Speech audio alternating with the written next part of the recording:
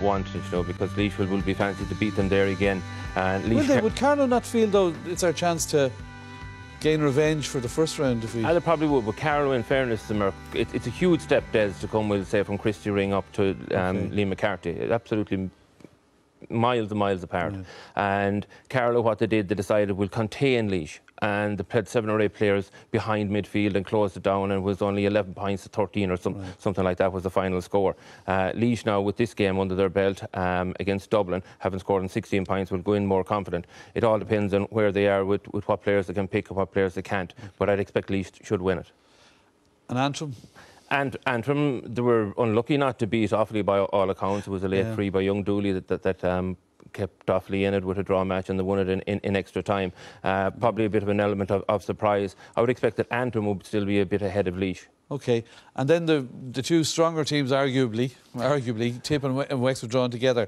Tip and Wexford, it's going to be a long summer for either Tip or Wexford. You'd have to say that there's more in the tank than Tipperary showed last Sunday. Like, we went within a puck of the ball of beating Kilkenny in the All-Ireland final. Where is that form? Where is that determination? Where is that desire and want? It wasn't there last Sunday. Like, Cork were very good and very well prepared and very experienced, but Tipperary brought nothing to Páirc Uí Chaoimh last week. There's more in them, and I'd expect that Tip should be good enough to go on and win that one. All right. Just before we talk about the big one tomorrow, Clare and Waterford, a word on the Christy Ring semi-finals. Kerry and Westmeath have made it through to the final. You know a lot about that level. You've been involved there. Yeah, I have been involved, and it's great to see Kerry there, because Kerry, above all counties, are trying to do the likes of Mayo. We try and get as many players from Galway or whatever, Kilkenny or any county that has somebody working in the county can play with us, and we tend to use those players. So do we say the likes of Kildare.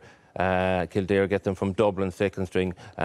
With Offaly, or not Offaly, Wicklow do the same thing, getting players from Dublin and get outside managers as well. But in fairness to Kerry, Kerry have stuck with their own. They're playing 15 Kerry players and they're managers from Kerry, and it's a credit to what they're doing there at underage that they're in the Christy Ring final. Great, OK, well done to them. Now, tomorrow's match, Munster semi-final, unusual on a bank holiday. I think it's the first ever Munster Championship game on a bank holiday. Clare and Waterford.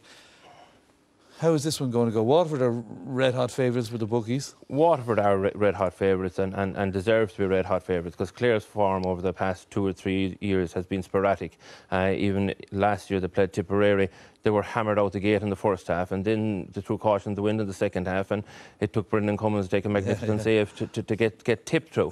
And that inconsistency has been throughout the field with them, and even in their players, the way they select players, like Diarmuid McMahon, like he's played midfield, he's played wing forward, he's played centre forward, now he's back centre back. Like the likes of Tommy Welch doesn't go up wing forward anymore too often. You know, Tony Brown doesn't play corner back. You have to get some form of consistency in the team. Clare are going to win an All-Ireland this year. But really, at the end of the year, if they get a good run in the championship and if they have an established team afterwards, it'll be a good year. And Pete, when you look at Clare, what do you think they need to have now for tomorrow? I think Clare need to have a lot more passion, a lot more desire. I saw them in the league final, and it was a very important game for Clare because it meant they'd be playing Division 1 hurling next year.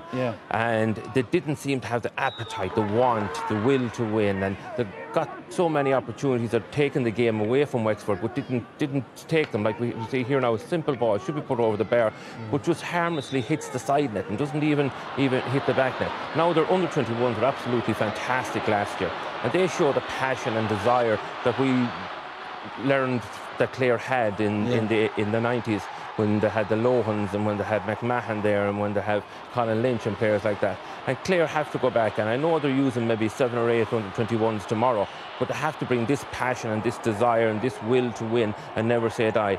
That game last year against Kilkenny, there was a lot of times that game was slipping away from them, but they hung in there, they stayed getting the scores, they stayed believing in their own ability and ran out winners. Now, you might say under 21 to senior is too far to go in 1 year, and it is, but really what they have to end up this year when they're finished is with an established team with what we know as the cross down the middle, full back, centre forward, full forward and midfield. If you start filling that consistently and keeping that consistent, the rest will fall into play.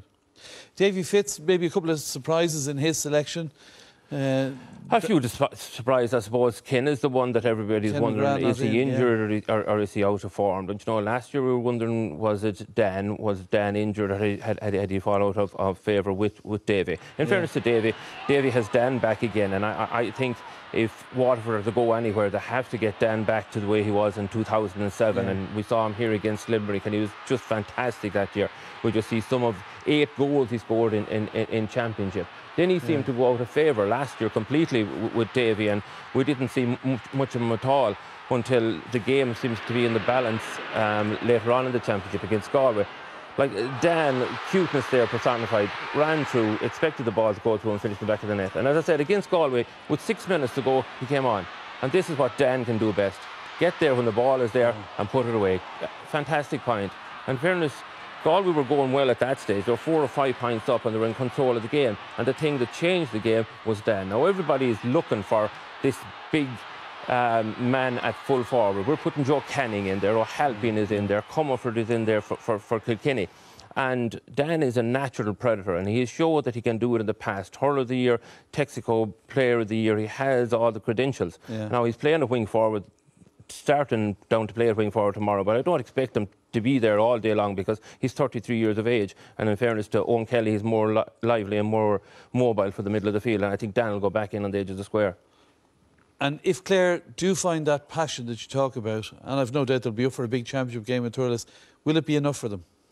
I don't think it should be enough for them because, in fairness, if you look at Waterford, like you have John Milan, you have Owen Kelly, and you have Maurice Shanahan in the full forward line. Like that's a dangerous full forward line. Now, in fairness to Clare, they're starting off with 2 newcomers, debutants in the full back line, Cian Dillon and Conor Cooney. Like, and if you threw Big Dan in top of Cian Dillon, like, it would be enough even to frighten him in his own sense. You also have Dan on the wing forward. Kevin Moran has developed into a good centre forward, and in fairness to Davy, he used the league intelligently. Davy knows that he needs new players and he needs new faces, and after 2008 in the All-Ireland final, when they got demolished by Kilkenny, he came back, and last year they only got beaten by 5 points. This year he hopes to go another step. So it's a strong vote for Waterford then? Yeah, I expect Waterford to win, yeah. On the weekend, I point out, of shocks, and every other prediction has been wrong, I think, marginally. So that'll boost Clare. Pete, thanks a million for that. A reminder about the upcoming action here on RTE Television. Tomorrow afternoon, we have that Monday game live, Waterford against Clare, from Semple Stadium, and Michael and the panel can be joined at 2:30 on RTE2. Next Saturday, it's Cavan versus Fermanagh in the Ulster Football Championship, and we're live with all the action from 5:05 on RTE2. And on Sunday, it's the meeting of Meath against Laois in the Leinster Senior Football Championship, live from Croke Park. And you can join the lads, Michael and the panel, 1:30 RTE1 from Croke Park. Don't forget to join us then at 6 p.m. later that evening on RTE2 for the Sunday Game Extra. That's the first of this year's All-Ireland football qualifier draws. There's loads of interest in that. 6 o'clock on RTE2. And of course, we'll have highlights of all of the day's action that evening at the later time of 10 o'clock on the same channel, so make sure you join us then. But that's about it for tonight, so thank you, Pete, for joining us. Don't forget to join the lads for that game tomorrow. Great game at Thurles. It might be one of my few days out at a game. I'm looking forward to it. But for now, for myself and all of the team here in the Sunday Game, bye-bye.